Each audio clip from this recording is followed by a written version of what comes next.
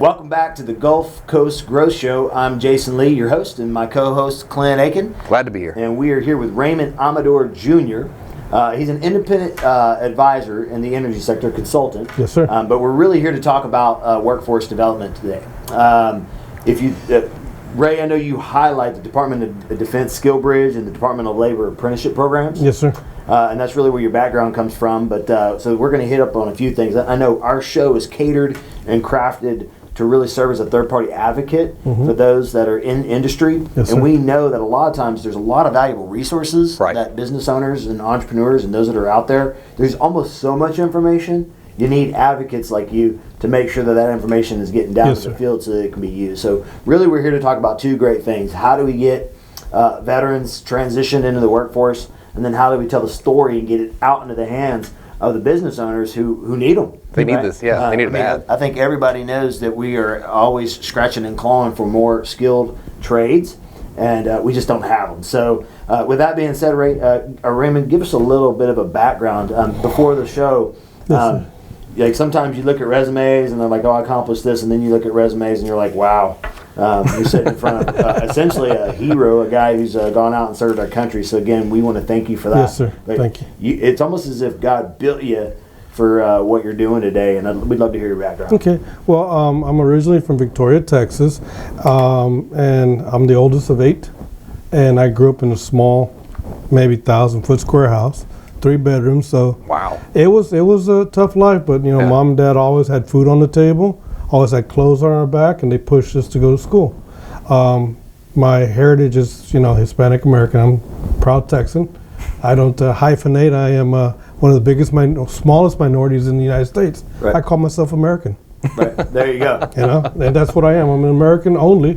I figure if people want to get to know me, they know me by my name. I believe very strongly that we as a society should take our name and that be our heritage, not the ethnic background. There you go. Nice. I was taught that, and I knew, being the oldest of 8 kids, I knew they probably couldn't help me with going to school. And so I decided to join the military and use the military to get my school tuition, assistance, and things of that nature. And joined the military, ended up falling in love with it, and stayed in for 17 and a half years.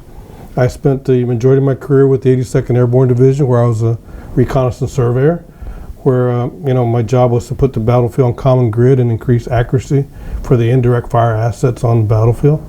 And what had happened was, after a few years, I started getting promoted, and I started being very successful at what I did. I graduated number 1 or number 2 in pretty much everything I did, and I had to, just who I was. I was a master warfighter recognized through the Advanced Non-Commissioned Officers course in some years back. I graduated Jump Master School first time, which was great because it was a 75% failure rate. Oh, wow. So I was really proud of that. Yeah, that's huge. And I ended up doing a lot of suit and tie presentations, and I was lucky enough to be less than 1% of the United States Army gets to go to foreign jump schools. I actually went to 4 different ones. Wow. Wow. Being a surveyor and then GPS technology coming in, I was teaching not only my soldiers, but when we got back from the battlefield, I started teaching special ops, medical, how to use GPS technology. And my 2 highest positions, I was the chief surveyor for the Rapid Deployment Force of the United States of America. My job was to be able to establish survey accuracy immediately within 18 hours. So I did a lot of international assessments and finding survey control and transition it to put them on a common grid. So when guys went out in the field, into the battlefield, the second national line would come in and improve the accuracy of the known point that they created and put everybody on common grid. And that allowed us to be able to put projectiles into windows. We were that accurate. Wow. And then my last job, I was the Joint Readiness Training Center, where I was an observer controller, where I taught battlefield tactics. We had civilians out there acting as combatants. We had, people selling products like they're at a regular town, you know, and people had to deal with all that, and terrorism was coming into play.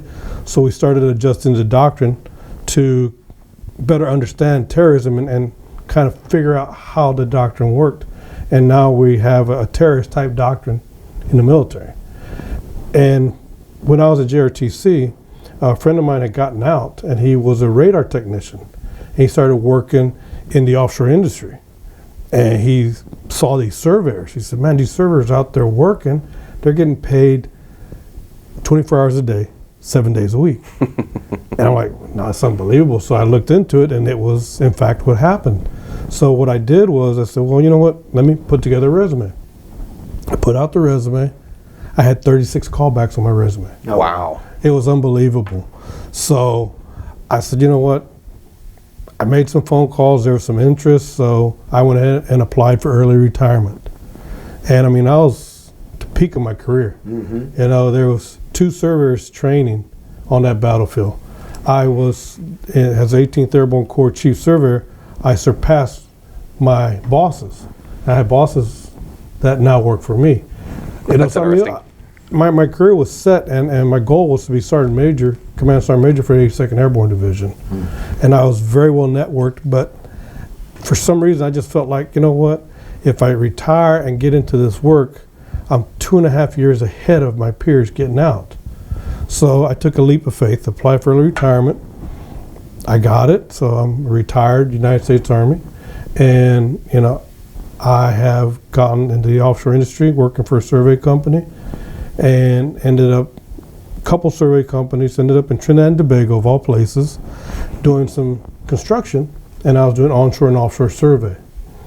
And all of a sudden, there was a joint venture. They asked me to stay on board, so I ended up working in Trinidad and Tobago for 5.5 years, running a Trinidadian company for a U.S. agency. Wow. And through all that... Do you spend any fishing time down there? I've heard the fishing's good. It was a terrible life. You know, it was terrible. Trinidad and Tobago has 36 national holidays, and if the holidays on Thursday, that means you got Wednesday, Thursday, Friday, Saturday, and Sunday off. Yeah. Oh, wow. You know, and so I mean, it was terrible. But Yeah, I mean, suffered a little bit. Yeah, it suffered. But I met my wife there, Nice. and we got married. We had 2 boys there, and they're born in Trinidad. They're real dual citizens because they have dual passports. Cool. So when people say, you know, I'm a Mexican American, so where's your 2 passports? You know, and I say my boys are hyphenated because they have 2 passports. Right. And that's why I believe in being just American. Right. I only have 1 passport. But you know, I ended up, because of my buddy helping me to find an opportunity and me taking a leap of faith. The survey company I was with was Fugro Chance at the time, and now they're Fugro. Mm-hmm. Huge international offshore company. Mm-hmm. And they hired me as their first veteran. And, you know, I worked with them for 9 months, started off as a survey tech, and 9 months I was a field project manager. So they gave me opportunity. You know, they allowed me to You probably progress. earned it a little bit too. Well, you know, I'm a workaholic. Yeah. You know, I'm, you know, the military, I mean, it's crisis management. So, you know, in that environment, crisis management was actually beneficial for me. It helped me. Things come up, I dealt with it. You know, you didn't go crazy. You just dealt with it best you could. Right. And they allowed me to progress to be a field project manager. And then they asked me to help them hire more veterans. So all of a sudden, you know, I'm bringing guys in, and I just felt like I had to keep doing it. Nice. You know, so I kept doing it, and now at this point in my life, I'm involved with 4 nonprofits that service veterans. They're VSOs, Veteran Service Organizations. I got my Department of Labor apprenticeship while I was in the military, so I have the Department of Labor apprenticeship for a land surveyor. So I knew about that. Mm-hmm. And, you know, I see a lot of guys, they're getting out, especially in the state of Texas. Most veterans will get out, they're going to have a GI Bill for 4 years degree, a 4-year ability to do 4 years free to get a degree. Plus, in Texas, the Hazelwood Act allows you an additional 4 years. So you got guys coming out that got 8 years of free education. Wow. You know, but it's a double-edged sword. Right. Because what happens is these guys got all this education, so they think subconsciously, I got to go get a degree. So all of a sudden, they spend all these years getting a degree, and they may get a master's degree, and it's for philosophy, it's business management, but they have no technical skill sets. So now you've got guys that have a military background and a master's degree. They can't get a job. Right. So what I realize is there's huge opportunities in the blue collar world that you don't need a degree. There are programs out there that you can, become a welder. You can become. I call those gold collar Salesforce. because they make so much money now. Yes. They're not really blue anymore. They're gold. I mean, it's, for example, with the company I did in Dallas, Fort Worth, Transglobal Services, they were hiring surveyors out of Walmart, out of department stores, because they couldn't find them. So they're looking for guys that had basic mathematical skills, and they're teaching them right now to be surveyors. The problem is, a lot of the people they're hiring didn't have the passion, didn't have the informal leadership attributes that you look for guys to progress. And we had a discussion. I went and did a presentation, and I talked about formal leaders, informal leaders, and people that do crisis management. And they're like, well, who does that? I said, well, the military. Right. It's crisis management. Right.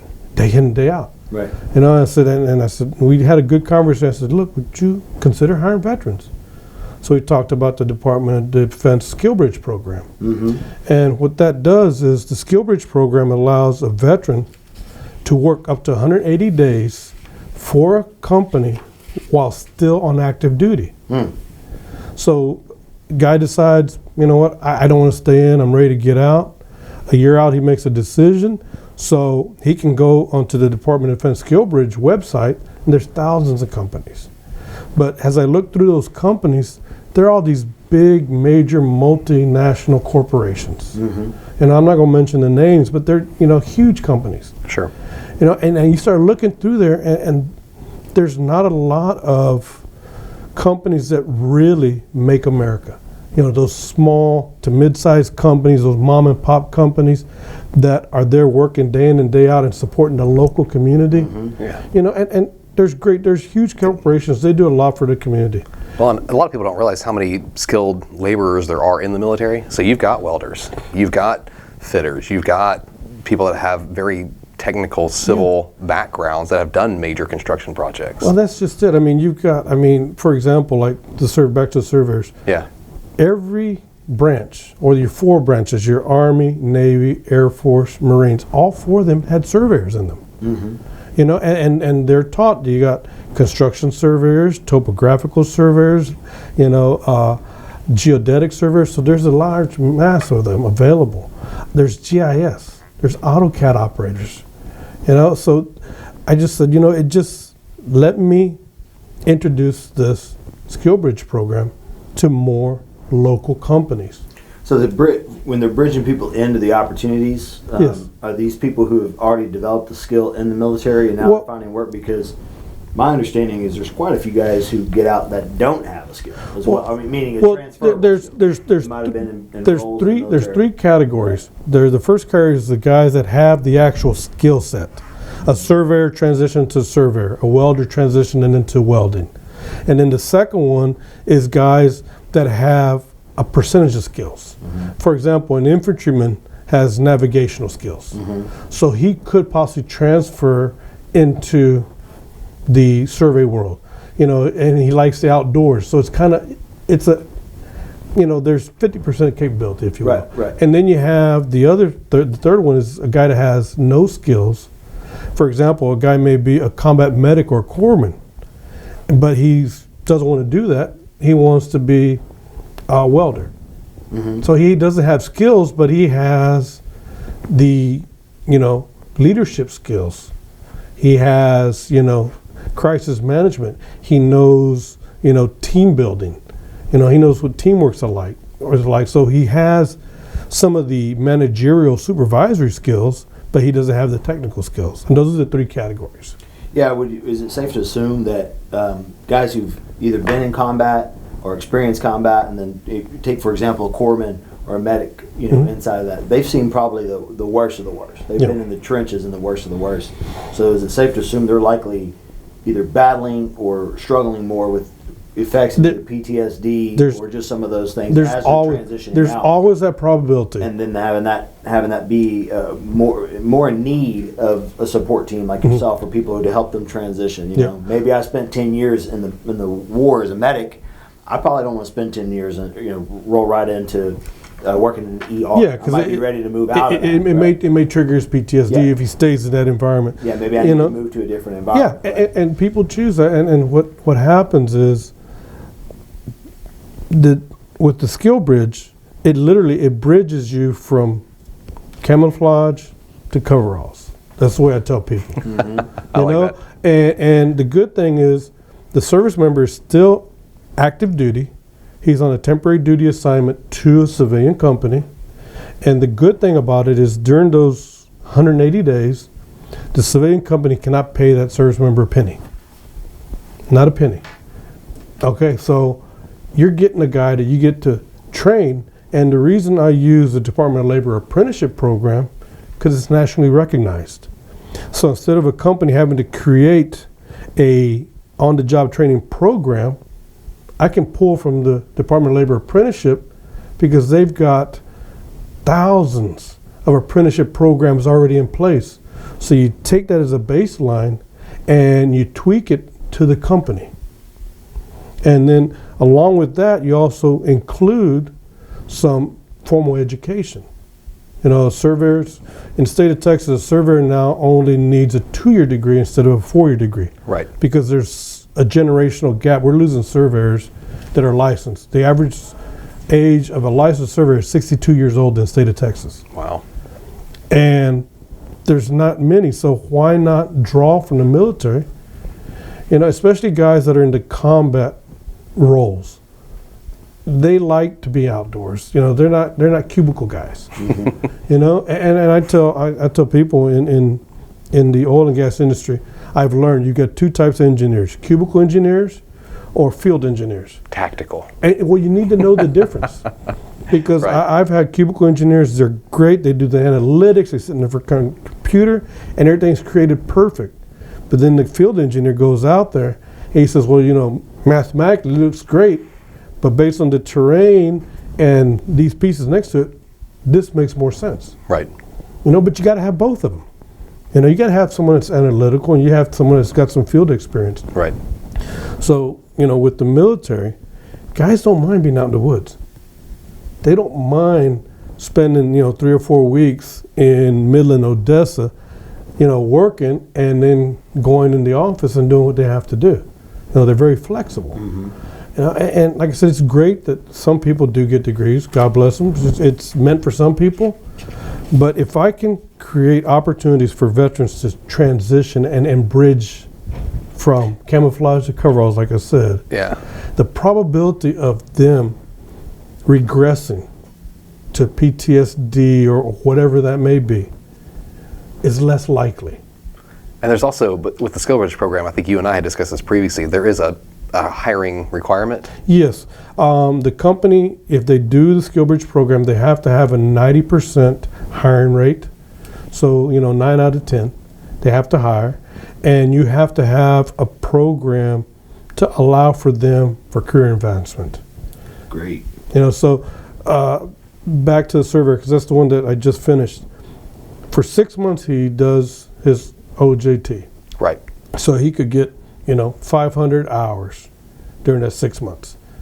But he still has a year and a half to transition, and you got to have a pay rate program as he progresses through the apprenticeship. That's why I tied in the apprenticeship with SkillBridge, because what will happen after 6 months, they hire him and they can lock him in. But if you put it with the apprenticeship program, it's mandated nationally that he has to get pay raises after certain evolutions. Nice. So what happens is the guy started off at $14 and after 2 years gets 22. And then in 8 years he can get a degree. He get his 2-year degree and get a license. Nice. And become a professionally licensed surveyor in 8 to 10 years. Amen. You know? That's unbelievable. So we've talked a lot about your background, how it kind of helped craft you. I mean, it's easy to understand how you would develop a why, right? Because of just your own personal experiences, and then translating those personal experiences to the business. So what we've heard is specifically the Department of Defense SkillBridge program and the Department of Labor apprenticeship programs. And so at the end, we'll actually give you a moment to share how people can get a hold of you and how business owners can better understand those programs and what information that they need. But let's just pivot for a minute and talk a little bit about the things that you're passionate about. I mean, I think you have a laundry of a list of places that you're serving in, and it just speaks to the kind of man that you are. It sounds like you served our country. You're now serving veterans, and you're also doing a number of other things to serve the community from a ministry perspective and others. So just give us a little bit about you before we get ready to close out the show. Okay, well, like your passions and things that fire you up. well, I'm very passionate about loyalty to the country. That's my big thing. I have had the opportunity to travel all over the world. I'm on my third passport, and there is nothing greater than the United States of America. People fail to realize that what we have as a free society is what the rest of the world wants. And a lot of us take it for granted. You know, we have men and women that are willing to sacrifice their lives for the red, white, and blue. I've been in countries where the military will walk away and not care. You know, I know a country where the military is using the border to bring in drugs. You know, and they don't think about their society. You know, and we as Americans, let me back up. I really believe that every individual should have an opportunity to go to third world country to see what it's like, and then come back home, because you will never appreciate what you have until you don't have it. And you know, to this day, you know, my oath is a lifetime. Just because I have my uniform off doesn't mean my oath is gone. You know, I love this country, and that's really my passion, and because of that, I get involved. I'm with the Living Legacy Center, which is a nonprofit that helps veterans, helps disabled children and elderly with legal support. And they're in Cypress, Texas. They have 2 therapeutic gardens, so people can go out there, till soil, grow vegetables, grow flowers, and during that time, you know, you'll have veterans next to you working with you, and maybe they'll relax you and pull that guard down a little and have a conversation. And that conversation may lead to helping them. You know, you never know. Or them helping you. Well, we help each other. Yeah. You know, what I'm doing, I tell people what I do keeps me in the fight. Yeah. You know, it keeps me doing what I need to do to keep me sane. You know, I was with Combined Arms, Montgomery County community leader for 5 years. I recently left them. It's just, you know, they're growing, and, you know, their mission doesn't fit my mission, so we parted ways. And, you know, I'm still be glad to tell you about Combined Arms. But for right now, I'm more focused on doing what I do. I'm also with the Texas Veterans Outdoors. I love the outdoors. I love hunting and fishing. So we use that therapy, you know, go out there hunting. You know, we went to Victoria County, and we had 12 veterans. We went out there hog hunting, and, you know, we broke bread, we had some drinks, you know, and at the campfire, we're all able to relax and talk about, you know, what's going on in our lives. Yeah. And, you know, at the end of that, all of us are saying, you know what, we all have skeletons in our closet, and if you need somebody to hold the closet door with you, give me a call. Nice. You know, so we help each other out, and those are really my passions. My wife and my kids, you know, they keep me going. They support me. You know, my wife is there for me, and she's from the Caribbean, but she understands my passion, and she's there for me. You know, and my boys, you know, they're avid hunters. They love the military. You know, so all those things combined keep me sane. And it keeps me in the fight. And those are the things that drive my train. I love it, man. So one of the things that I'm always very proud of from this organization and from the community and the folks that have been on this show is there is a sense of pride that really just is enabled both in the industrial, manufacturing, construction space, anything that's really connected and rooted into this pocket of Houston over here in this corridor, which is near the ship channel. It just seems to me that that we're kind of hanging on and embracing the fact that we are proud of what we've done and what we've been able to accomplish. There are a lot of jobs. You meet a lot of good people.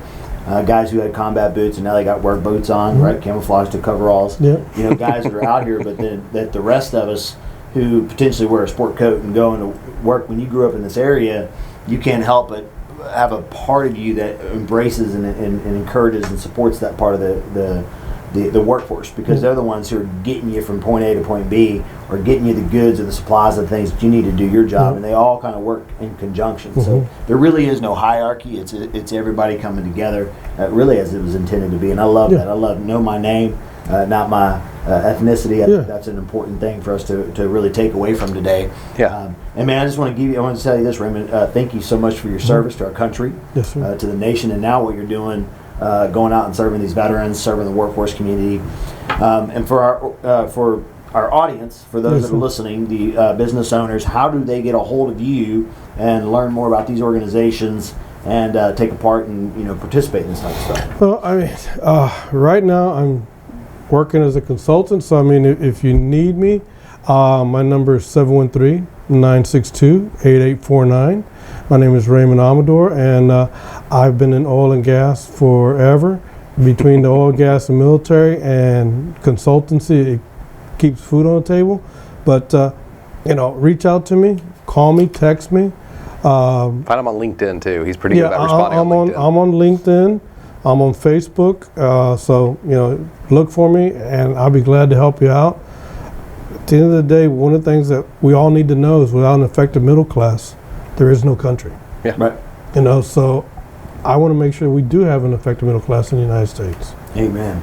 And I think the part of this organization's commitment is just that. It's helping drive that middle class. It's helping drive those jobs and helping reinforce opportunities that create something and pulling people out from. And I always think of it from a generational shift. There's a lot of folks who are going to have a generational, life-changing experience. They were maybe going to be pushed into a life of something that was going to be adverse and negatively impact their heritage.